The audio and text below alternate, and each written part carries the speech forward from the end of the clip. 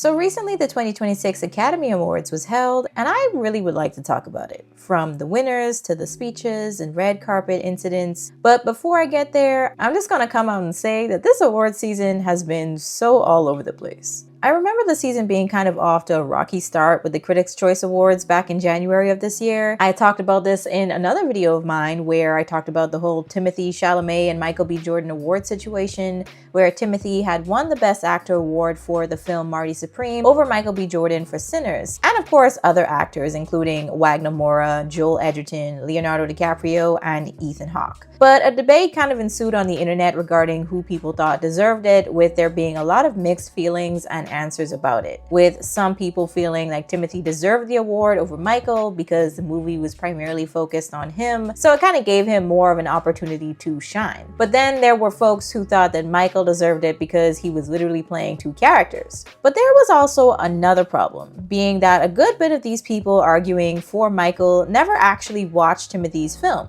so a fair conversation couldn't really be had. But regardless, it kind of opened the floodgates to much bigger conversations. One being that Black films more often than not aren't really taken seriously in these circles, with many movies that actually win awards being films that are basically centered around stereotypes that we've been trying to get away from within the Black community. But the other part of the conversation being that there hasn't really been that many unique stories coming from Black writers and directors that the Black community has supported in a similar fashion that it has Sinners. But anyway, after this, I was thinking that this award season was going to be looking pretty bleak for the Sinners cast and team, even though they had the most nominated film. I still honestly wasn't really sure or really that hopeful that they were going to be leaving with something. However, they slowly started cleaning up at the BAFTAs, the Golden Globes, NAACP Awards, and lastly, the Academy Awards. But we'll get to that in a moment. Now, Timothée Chalamet, after that whole Critics' Choice Award situation, he started catching a lot of strays. And because some folks on the internet find it difficult to separate the actor from the issue that they have with the award show committee, people ultimately just started hating on him kind of unnecessarily at first. I know he can be a little annoying when he talks, but up until this point, he hadn't really done or said anything to really make people lose their minds. But it was pretty clear that the favorite was Michael B. Jordan this season, and things just continued to snowball from there.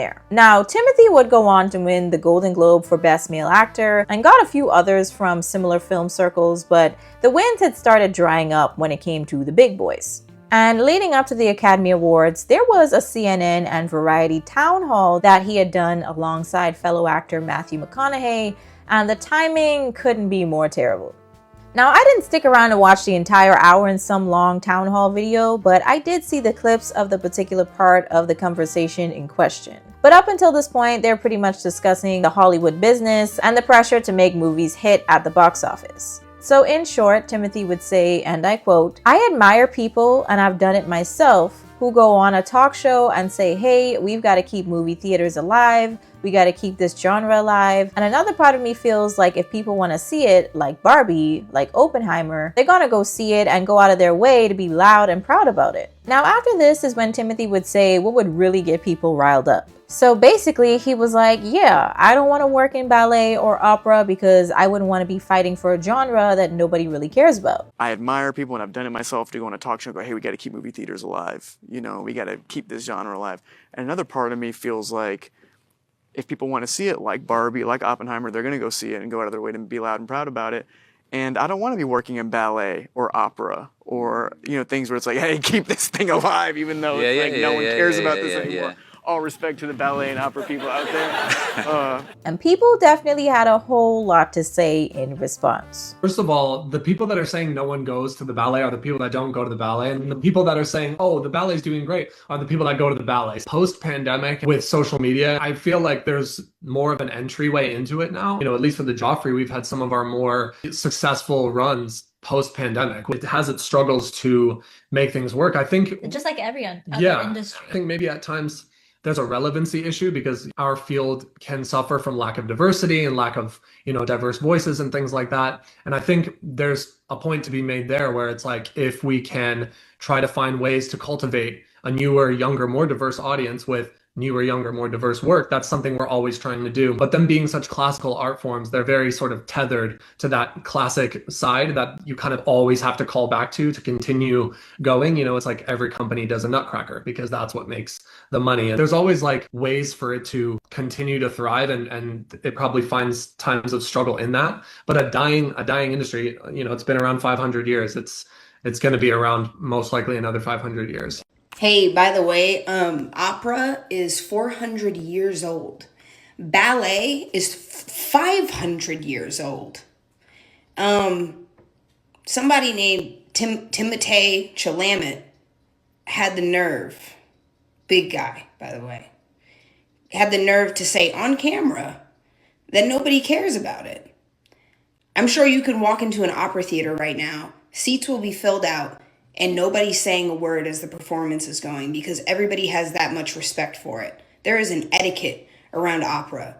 There is etiquette around ballet. It's amazing. It's an amazing theater medium. It's beautiful. And people go there every day to the dance studio. Dancers show up 8 a.m., 6 a.m., whatever the fuck. They show up and they break and they bleed every single day. Just because they have respect for it. They love it. They love what they do. It doesn't matter if the industry is having a tough time at any time, which a lot of industries have a tough time. Your industry has a tough time. My industry has a tough time.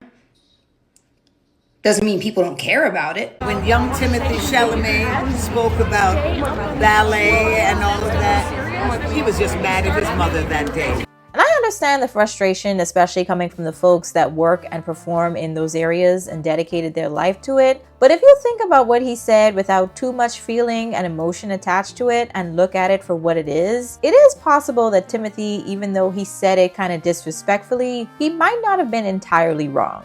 Now, we have definitely seen a decline across the board when it comes to interest in live entertainment from the moment a TV was introduced to the household and movie theaters started taking over. But throughout the decades, there has also been a shift when it comes to the material being presented, becoming more contemporary and doing its best to kind of grow its audience and keep its relevance among younger generations. Because obviously there is going to unfortunately come a time when the older generation that cherishes these works of art will be gone.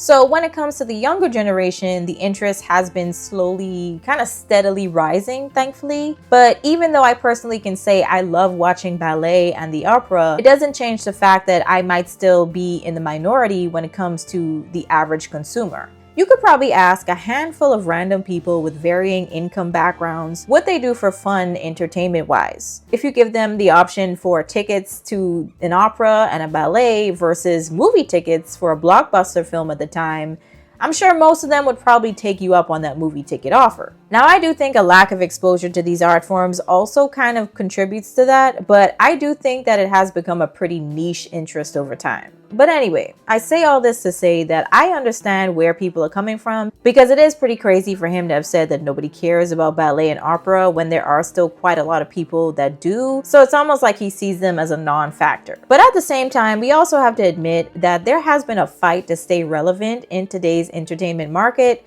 when it comes to the ballet and opera. But let's get over this hurdle and get to the Oscars, because now people were going into this really hoping that Timothy left with nothing. The host, comedian Conan O'Brien, would throw a few jabs his way with a few jokes, which Timothy was a good sport about. But then there was a performance by some of the Sinners cast where they recreated the Paris the Veil sequence from the film, where dancers from different generations of musical influence came together at Smoke and Stack's juke joint. Now, along with them on stage was the well-known ballerina Misty Copeland. She would come out of retirement to perform with them, and a lot of people thought it was another jab at Timothy for his comments specifically about the ballet. But he took it all on the chin with Kylie Jenner right beside him. But regardless, Ryan Coogler would go on to win the Oscar for Best Original Screenplay, and Sinners would go on to win 3 more Oscars, including Best Actor. Michael B. Jordan would go on to win probably one of the most important awards of the night, and it was definitely a moment, especially with his mom and dad being right there to see it in person. Then afterwards, they ended up going to In-N-Out, not too far from where they host the award show. And it turns out it used to be a tradition for the Hollywood folks to kind of celebrate there, but I guess that hadn't been done in a while. But it was nice to see both Michael and Ryan with their awards at the end of the night. And I kind of reminisced about when they first started releasing movies together or working on movies together. So it was really a moment. But on top of that, Michael is now only one of 6 other Black actors that have ever won this award for Best Actor. And Ryan is only one of 2 Black writers/directors that have won for Best Screenplay. So yeah, ultimately it was pretty epic, and people were definitely quick to rub Timothy's face in it, of course. There was a few other things that happened that night, including Tiana's run-in with a rude security guard who allegedly shoved her. You're a man putting your hands on a female. Go backstage. Put over a little bit. Because he's putting his hands on a female. What are you doing? He literally shoved me. And of course, Kim Kardashian almost falling into a bush because of her dress and shoes. Sorry, my ankle.